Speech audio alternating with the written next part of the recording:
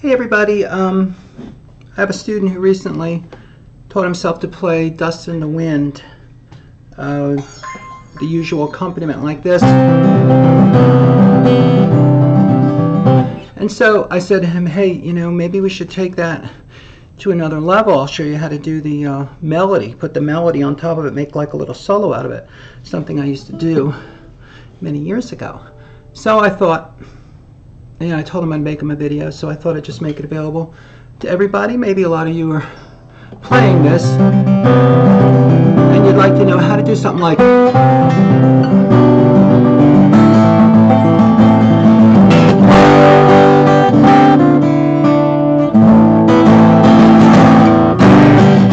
what am I doing there? Which makes it sound, more full, especially if you're not singing it. Or if you are singing it, you take a little solo break on that. So I'm taking the melody and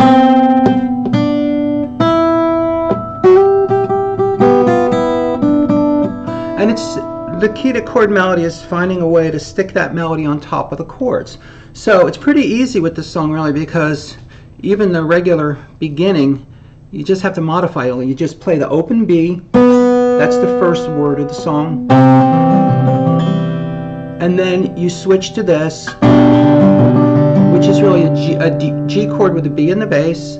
Then you just go into the A minor. You continue the pattern over here. Now for this part, you play your G chord like this, and then you go into this D minor 7 with a G on top.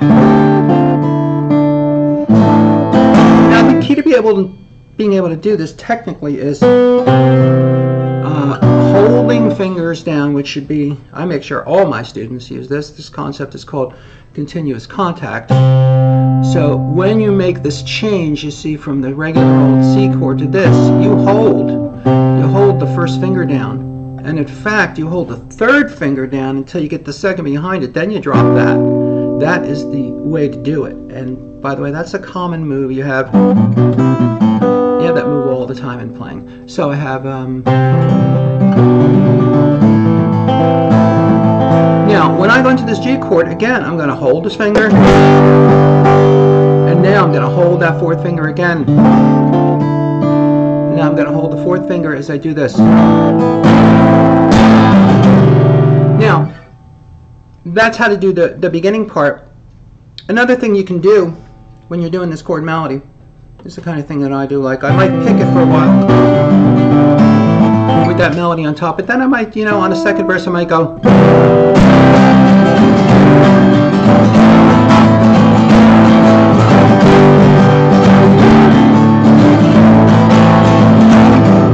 So when you do that kind of thing, you want to make sure I have the C chord down. Now I'm going to do it with what I call a lazy position like this as opposed to this, because I want to block that first string so I can strum without having to worry about hearing the first string.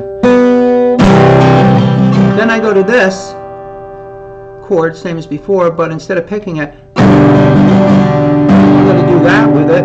Again, I'm blocking the first string so I can just strum and I'm hearing that melody note on top. This one's easy because the open E is your melody. This one's easy.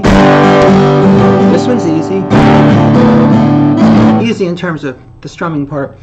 You may find some difficulty with the left hand changes, and that means you need work on your left hand.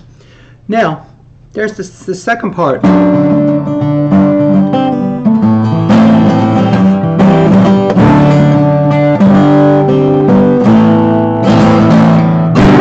So that part, you go into this D chord with the F sharp in the bass, which is done, really all you're doing is taking a D chord and you're using different fingers like this, and then you're removing the F sharp and putting the F sharp in the bass, which is done a lot and sounds good.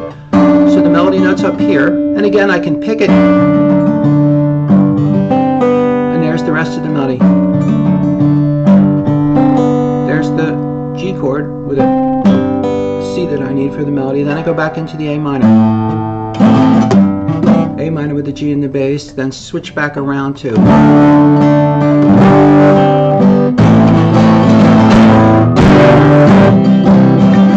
Okay, and I could strum that part too.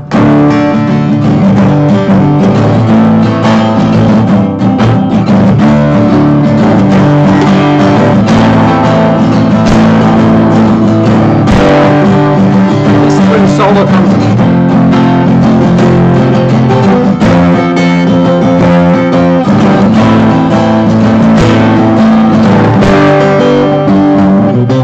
That's leading into the violin solo, which I think I'll cover at another time if enough people are into this and like playing the song with a chord melody.